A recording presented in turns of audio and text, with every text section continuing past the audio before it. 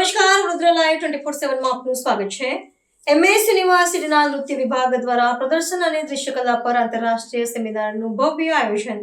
મહારાજા સયાજીરાવ યુનિવર્સિટીની performing arts ફેકલ્ટીના નૃત્ય વિભાગ દ્વારા તાજેતરમાં પ્રદર્શન કલા અને દૃશ્યકલામાં પ્રાચીન તથા આધુનિક સાહિત્ય તેમજ તેની પ્રયોગશીલતા વિષય પર 2 દિવસીય આંતરરાષ્ટ્રીય સેમિનારનું સફળ આયોજન કરવામાં આવ્યું હતું। આ ગરિમાપૂર્ણ સેમિનારમાં મુખ્ય અતિથિ તરીકે સુપ્રસિદ્ધ કલાકાર પદ્મશ્રી ડોક્ટર પુરુ દાધીચ ઉપસ્થિત રહ્યા હતા, જેઓ સંસ્કૃતના પ્રખર વિદ્વાન છે તેમજ પ્રાચીનતમ હસ્તલિપિઓ પર વિશદ કાર્ય કરેલ છે। જેઓએ પોતાના 87 વર્ષના જ્ઞાન અને અનુભવ દ્વારા પ્રતિભાગીઓને લાભાન્વિત કર્યા હતા। કાર્યક્રમનું મુખ્ય પ્રવચન જાણીતા નૃત્યાંગના પદ્મશ્રી ગુરુ સોમનાથ નારાયણ દ્વારા આપવામાં આવ્યું હતું, જેઓએ ભાવ પક્ષને પ્રતિભાગીઓ સમક્ષ ખૂબ સુંદર મનમોહક રીતે રજૂ કર્યું હતું। આ બંને વિદ્વાનોએ પોતાના જ્ઞાન દ્વારા કલા અને સાહિત્યના સમન્વય પર પ્રકાશ પાડી સેમિનારને નવી ઊંચાઈ પર પહોંચાડી દીધો છે।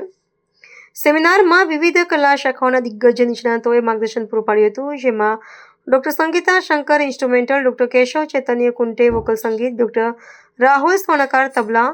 નૃત્ય વિભાગના ઇતિહાસમાં સીમાચિહ્નરૂપ બનેલા સેમિનારમાં ભારત ઉપરાંત મ્યાનમાર, બાંગ્લાદેશ, મોરિશિયસ, શ્રીલંકા અને નેપાળ જેવા દેશો સહિત અંદાજે 230 જેટલા વિદ્વાનો, શિક્ષણવિદો અને કલાકારોએ ઉત્સાહભેર ભાગ લીધો હતો।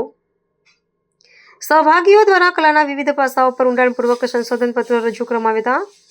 સેમિનારના પ્રથમ દિવસે સાંસ્કૃતિક કાર્યક્રમનું વિશેષ આયોજન કરવામાં આવ્યું હતું, જેમાં ફેકલ્ટીના અધ્યક્ષ ડૉક્ટર સ્મૃતિ વાઘેલા તેમજ પ્રાધ્યાપિકા ડૉક્ટર પ્રીતિ દામલે, ડૉક્ટર તૃપ્તિ ગુપ્તા અને વિદ્યાર્થીઓએ પરંપરાગત અને આધુનિક નૃત્ય શૈલીઓની મનમોહક પ્રસ્તુતિ કરી પ્રેક્ષકોને મંત્રમુગ્ધ કર્યા હતા। આ કાર્યક્રમ શૈક્ષણિક ચર્ચાઓની સાથે કલાત્મક અભિવ્યક્તિનું પણ ઉત્તમ ઉદાહરણ બન્યું હતું। સમગ્ર આયોજન અંગે નૃત્ય વિભાગના અધ્યક્ષ ડૉક્ટર સ્મૃતિ વાઘેલાએ જણાવ્યું હતું કે આ પ્રકારના આંતરરાષ્ટ્રીય આયોજનથી વિદ્યાર્થીઓ અને સંશોધકોને વૈશ્વિક ફલક પર કલાના બદલાતા પરિણામો સમજવાની અમૂલ્ય તક મળે છે। ये अंतर है उनको जो हमारे जीवन मूल्य हैं उनको समझना। अब मैं कला की बात आता हूँ। कला क्या है? बहुत सी परिभाषाएं तरह तरह की दी गई। टॉलस्टॉय ने तो यहाँ तक कहा कि पुस्तकों का पहाड़ जमा करने पर भी मैं कला की कोई परिभाषा दे सकता, लेकिन हमारे यहाँ इस मामले में संशय नहीं। हम What was being danced, that graceful dance। अब हम वो अगर आज के संदर्भ में हम सोच रहे हैं तो वो ग्रेसफुल डांस किस तरह का था, वो हम सिर्फ एक इमेजिन कर सकते कि उसका स्वरूप ये हुआ होगा। I have to go to the collaterals to see क्या स्वरूप। आज के संदर्भ में अगर हम कहें तो श्रृंगार की कहीं ना कहीं उसकी एस्थेटिक्स ऑफ मूवमेंट, किस तरह से भाव दिखाना, क्या तो हर चीज जो है इतनी एस्थेटिकली और खूबसूरती के साथ है कि मन से वाह। Whether it is a classicism of Bharatnatyam or Kathak or the evolving aesthetics of visual arts, the bridge between literature and practice is where true innovation happens. I am pleased to see that this is a hybrid seminar allowing us to connect with scholars across the globe, ensuring that our local traditions in Baroda dialogue with international perspectives.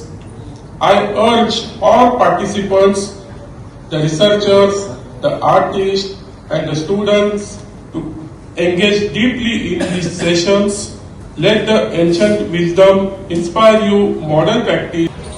હું faculty of performing આર્ટ્સમાંથી બોલું છું।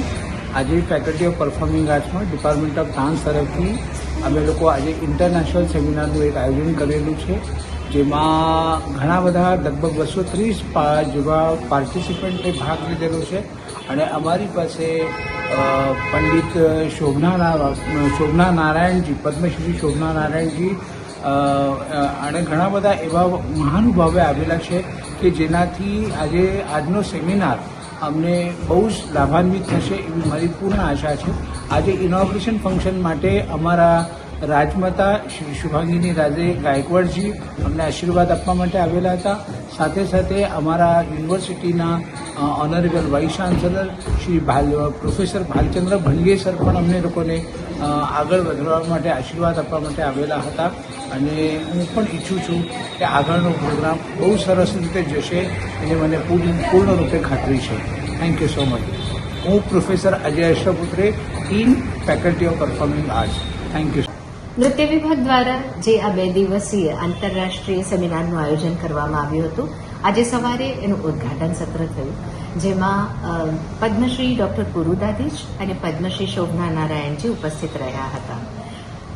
એ લોકોએ જે માર્ગદર્શન પૂરું પાડ્યું એમના જીવનભરની પૂંજીનું, તે અહીં ઉપસ્થિત તમામ પ્રતિભાગીઓ, એ રિસર્ચર્સ હોય, વિદ્યાર્થીઓ હોય કે એકેડેમિશિયન, એ બધા માટે ખૂબ જ લાભદાયી હતું.